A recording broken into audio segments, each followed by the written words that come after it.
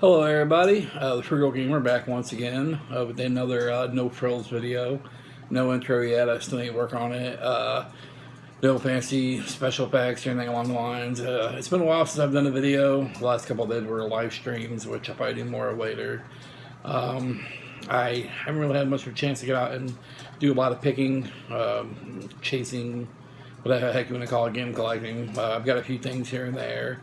However, this video I'm going to show what I picked up, and since the last time I did a video, I'm pretty sure it might be a few things here or there that I missed, and I might have already got rid of that I haven't posted. I'm not sure, so we'll just do what I have and what I remember, because like I said, it's been a while. So first, we'll start back in August 3rd. August 3rd was the Mo Game Con 2019. I ended up going along with my daughters, and they both had a great time. I had a great time. We had the VIP pass, so the next day we went and hung out with everybody. While we were there, I didn't buy anything. I didn't really have a lot of cash, so I just went and had a good time, hang out with people I knew, talking to people, checking out all the wares, seeing what all they had, checking out all the guests, watching the panels and whatnot. And I decided I wanted them to sign something. And my first thought was take a copy of Shaq Fu and have everybody sign it, since, that seems kind of ongoing gig. But I'm like, you know what? No, I don't want to do that. I want to take a game that's, in my opinion, even more infamous than Shaq Fu and have everybody sign it. So I took my copy of E.T. for the Atari 2600. Of course, considered one of the worst games ever. Honestly, I kind of like it. I'm not going to lie, it's kind of one of my guilty pleasures. But over here I have Pat Country, the NES punk, who signed it. Over here is Walter Day, who is, of course, the referee for Twin Galaxies and pretty well known in the arcade classic era. Up here is Shady J from the Game Chasers. And over here is Norm, the gaming historian. I met all four of these guys, had a chance to take pictures with them, hang out with them, talk to them, and they were all really cool guys. That's about all that really happened at the con. The next day we went, all sat around, played video games, ate some food, whatever. So then probably a month or two after the con, I was perusing Facebook, and I'm going to try to get this in focus here. It's kind of big, but I found this Amiibo display. It's kind of like a little front view thing. It's kind of hard to see right here, but it's just the front view. Unfortunately, the light here is missing, but I'm going to put a light up here, and it shines through different colors and whatnot. It looks really cool. I'm going to put a screen in here, probably an LCD screen, LED screen. Thinking about putting a RetroPie in it, making it like a all-in-one retro gaming device. Put a few Amiibos on there, some lights to kind of shine up. I think it'll be kind of cool.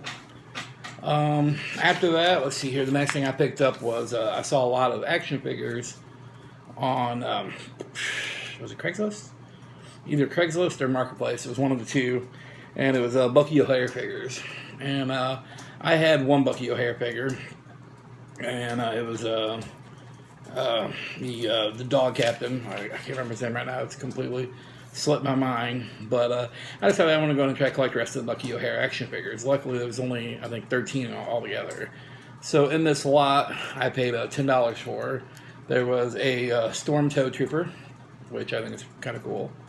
I thought it was kind of funny they got away with Storm Trooper, I guess because they put Toad in the middle, so they could get away with it. I love his little bug eyes. They're kind of cool. Then we also had the Toad Air Marshal. She said he came with his gun, but I don't remember him having this gun. I'm pretty sure his was like a pink or green colorful gun. I think this might be one of Deadshot's, or Duckshot gun. His little head turns. He's missing his cap, but it's still pretty cool. And then on the good guy side, I got Bruiser. He's like a giant ape creature thing. It's kind of cool. And then I also got Willie DeWitt, and he comes with his mask that makes him kind of look like Bruiser. It's kind of cool. It's been a while since I've seen the show, so I can't remember if he did this to like fit in or to disguise himself. If you might remember, you can leave it down in the comments below. I'll probably have to relook up the cartoon and the action figure line and try to see what was going on. It might have even been in the comics. Besides those things, there was a couple things I picked up. I went to a flea market, and I went to the flea market there was actually like 3 people set up, and it's been a while since I've been in the flea market. This is about 2 weeks ago. When I went there, I saw a couple of, I want to say newer games about Xbox 360, PS3, and then I saw 2 GameCube titles. And it was Metroid Prime and Super Mario Sunshine. Metroid Prime was complete in box, so I thought it was pretty cool. And then the Super Mario Sunshine, I opened it. I was kind of disappointed because Mario Sunshine wasn't in it, but Mario Melee, or Super Smash Bros. Melee was. So I asked him how much for both of them, and he said $10. So I figured $5 a piece ain't bad at all. Metroid Prime, I've had several copies of this. I think I still have like 3 or 4. So this one will definitely be trade bait, sell bait, whatever. And then this, I know the case and manual for Mario Sunshine goes for quite a bit, and Melee goes for quite a bit, so they'll be trade, sell bait as well. Now, I want people to know whenever I say sell bait, I don't usually ask for eBay amounts. I usually ask for a little less, and I do this just to try to recoup some costs and to buy something that I would actually enjoy. And honestly, Melee, I'm not a big Smash Brothers fan. Mario Sunshine, I already have a copy of it, so the case of manual ain't a big deal to me. And Metroid Prime, of course, I already have a copy or 2, not a big deal to me. So a while back, I picked up a whole collection of Game Boy manuals and boxes, Game Boy Advance games. And I also came across a Pokemon Gale of Darkness manual, which I picked up a long time ago in a yard sale. It was for like 10 cents or something, I can't remember. But anyway, so I made some trades on some one of the buy-sell trade groups. And for Blades of Steel here, I traded a Donkey Kong Classics, NES Classics Game Boy Advance boxing manual. Now, she kind of messed up when she sent it. She sends it in a bubble mailer. You can kind of see a little bit of denting there. It's a little bit, but I could probably even that out and put it in a plastic a case cover. It'll be fine. It did come with the manual. However, it was kind of my fault. I should have asked for pictures, but I noticed that the game is the oval sill, whereas the box is a circular sill. So I'm going to have to get trade this off and get a regular version, or get the version with the black sill. It also didn't have styrofoam or sleeve on there, so I'll have to get both of those. And of course, I'm going to need some more plastic sleeves, which all that stuff's pretty easy to get, so it's not a big deal. Then for the next one here, let's see here. The next one here, I don't know if I said it or not.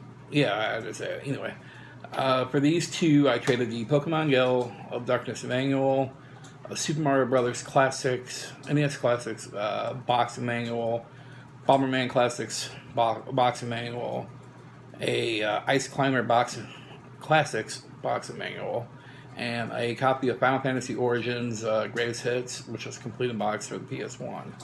And for those, I got the baseball, and it is Black Seal baseball.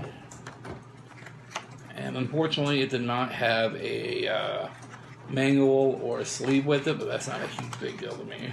So it's the 5-screw Black Label baseball game. I got that along with the plastic sleeve, protection sleeve, which came along with it. And I also got the next item as well, which is Gyromite with the plastic sleeve cover. This is, both of these are non-Rev A. As you can see, they don't have Rev A on them. And this is the Black Seal. And it also has, this one also has the hang tab that you can see is unpunched. And it was complete. It had the sleeve, the manual, and of course the 5-screw game as well, which, if I'm not mistaken, I think most of these were the one that had the double card in them. I haven't checked it out yet. But I got both of those for those 5 items I traded. And honestly, that's about all I've got right now so far. And I've got a few more leads coming out soon, so hopefully something comes up out of them. Luckily for these, I don't like to have to spend much. A little bit of shipping. And I already had some items laying around that I traded for, so I thought it was pretty cool. And that's about it for now. So hopefully everybody else is having a good time and finding some good stuff. And just keep hunting. It's still out there. That's all I got to say. Thanks. Bye.